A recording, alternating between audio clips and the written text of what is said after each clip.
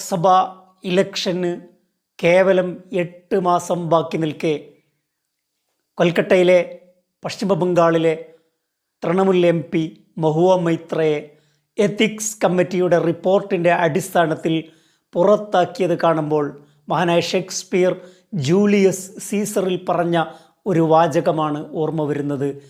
He thinks too much, such men are dangerous. അവർ കൂടുതൽ ചിന്തിക്കുന്നു, അത്തരം ആളുകൾ അപകടകാരികളാണ്.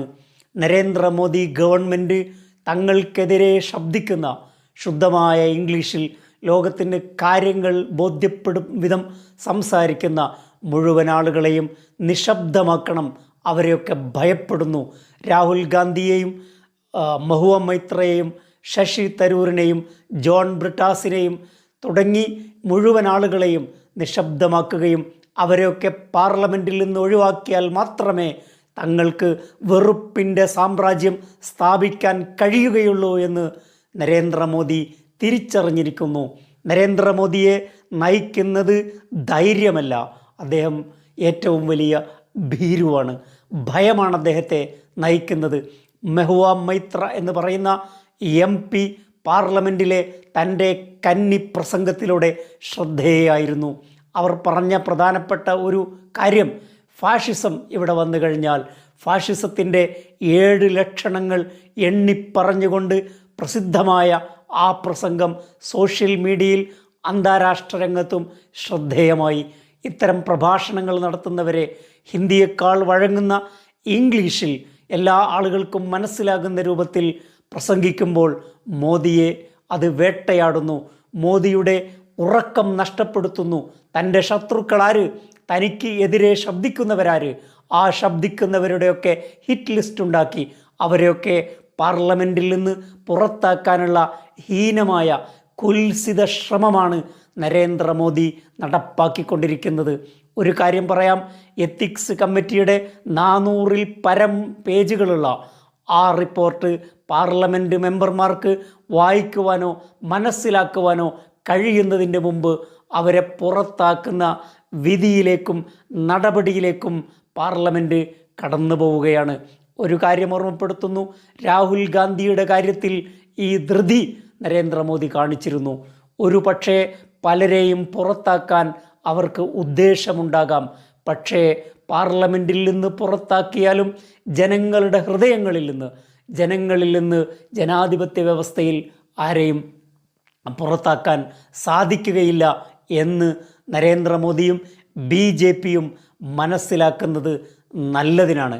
ഒരു കാര്യം കൂടി പറയാം, അവർക്ക് പലരെയും ഇങ്ങനെ ഹിറ്റ് ലിസ്റ്റ് ഉണ്ടാക്കി പുറത്താക്കുന്നത് ഭീരുത്വത്തിൻ്റെയും അവരുടെ ആശയ ദാരിദ്ര്യത്തിൻ്റെയും ലക്ഷണമാണ്.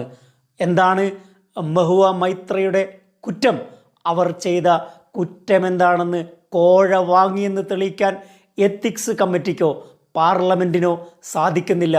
ഇതിലുള്ള വൈരുദ്ധ്യം നാം കാണേണ്ടത്, ഇതേ പാർലമെൻറ്റിൽ ഡാനിഷ് അലി എന്ന് പറയുന്ന MPക്കെതിരെ വംശീയവും വർഗീയവും ഏറ്റവും നിന്ദ്യമായ രൂപത്തിൽ പാർലമെൻറ്റിൻ്റെ ചരിത്രത്തിൽ ഒരിക്കലും നടക്കാത്ത വിധം ഒരു മെമ്പറുടെ ഐഡൻറ്റിറ്റിയെയും അദ്ദേഹത്തിൻ്റെ മതപശ്ചാത്തലത്തെയും ഹീനമായി ചിത്രീകരിച്ചുകൊണ്ട് അവിടെ പ്രസംഗം നടന്നു. ആ പ്രസംഗം നടക്കുമ്പോൾ BJPയുടെ പ്രമുഖരായ നേതാക്കൾ മണിശങ്കർ അയ്യർ ഉൾപ്പെടെയുള്ള ആളുകൾ കൈകൊട്ടി പ്രോത്സാഹിപ്പിക്കുകയായിരുന്നു. ദാനിഷ് അലിക്കെതിരെ ക്രൂരമായ ഈ പരാമർശം നടന്നപ്പോൾ ആ പരാമർശത്തിനെതിരെ പാർലമെൻറ്റ് സ്പീക്കർക്ക് ഓം ബിർളയ്ക്ക് പലരും പരാതി നൽകി. പക്ഷേ ഒരു എത്തിക്സ് കമ്മിറ്റിയോ ഒരു അന്വേഷണ കമ്മീഷനോ വെക്കാൻ BJP തയ്യാറായിട്ടില്ല. അവിടെയാണ് നാം മനസ്സിലാക്കേണ്ട ഒരു കാര്യം.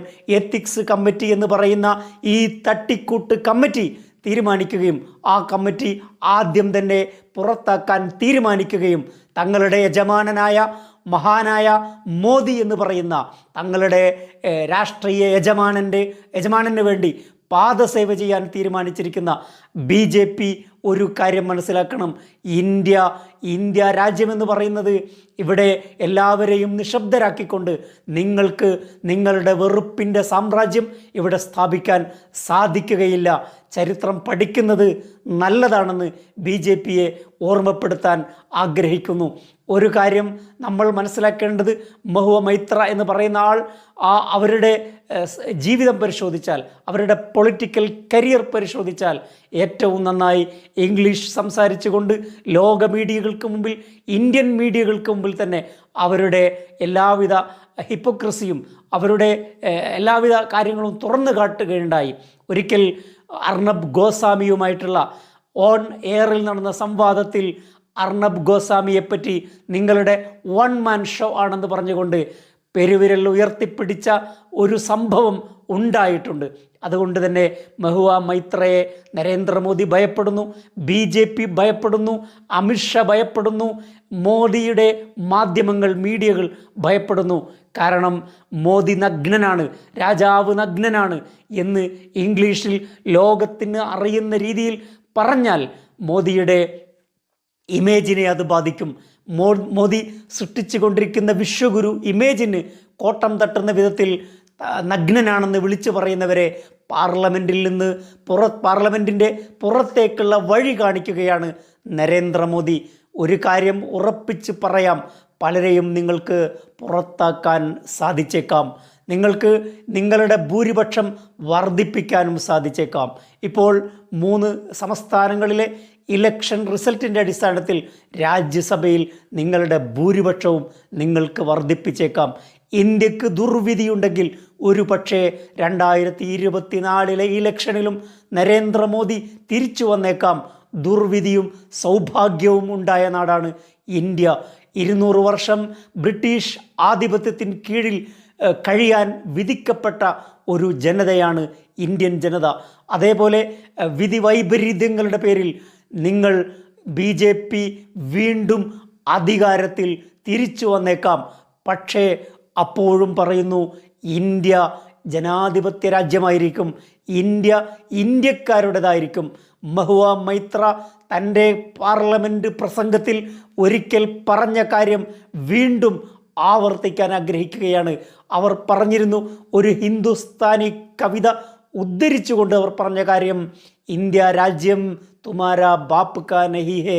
നരേന്ദ്രമോദിയോടും BJPയോടും ആ BJPയെ ആരാധിക്കുന്ന, നരേന്ദ്രമോദിയെ ഏറ്റവും വലിയ നേതാവായി വാഴ്ത്തുന്ന ആളുകളോടും പറയാനുള്ളത് ഒരേ ഒരു കാര്യമാണ്, ഇന്ത്യ തുമാരാ ബാപ്പ് കാ നഹി ഹേ. ഇന്ത്യ ഇന്ത്യക്കാരുടേതാണ്. ഇന്ത്യയിൽ പല വൈദേശികാധിപത്യങ്ങളും വന്നിട്ടുണ്ട്. ഇന്ത്യയുടെ അഖണ്ഡതയെ നശിപ്പിക്കുന്ന ഗോഡ്സെയുടെ കയ്യിൽ, ഗാന്ധിജിയെ കൊന്ന ഗോഡ്സെയുടെ ആദർശങ്ങൾ പിൻപറ്റുന്ന നരേന്ദ്രമോദിയുടെ കയ്യിൽ, ഗാന്ധിജി സഞ്ചരിച്ച വിപരീത ദിശയിൽ സഞ്ചരിക്കുന്നവരുടെ കയ്യിലും അധികാരം കിട്ടിയിട്ടുണ്ട്. അത് 10 വർഷമാകാം, 15 വർഷമാകാം. പക്ഷേ ഇന്ത്യയുടെ ആത്മാവിനെ മുറിവേൽപ്പിച്ചുകൊണ്ട് ഒരു ശക്തിക്കും മുമ്പോട്ട് പോകാൻ കഴിയില്ല. ബ്രിട്ടീഷ് സാമ്രാജ്യത്വത്തിന് കഴിഞ്ഞിട്ടില്ല, നരേന്ദ്രമോദിക്കും സാധ്യമല്ലെന്ന് നമ്മൾ ഉറച്ചു വിശ്വസിക്കുന്നു. തെരഞ്ഞെടുപ്പിലെ വിജയം കൊണ്ടോ അധികാരങ്ങൾ ആവർത്തിക്കുന്നത് കൊണ്ടോ നിങ്ങൾക്ക് ഇന്ത്യയുടെ മനസ്സിനെയും ഇന്ത്യൻ ജനതയെയും ഇന്ത്യയുടെ ആത്മാവിനെയും കീഴടക്കാൻ സാധിക്കുകയില്ല എന്ന് മാത്രം ഓർമ്മപ്പെടുത്തുന്നു. മറ്റൊരു വിഷയവുമായി അടുത്ത എപ്പിസോഡിൽ. Thank you for watching.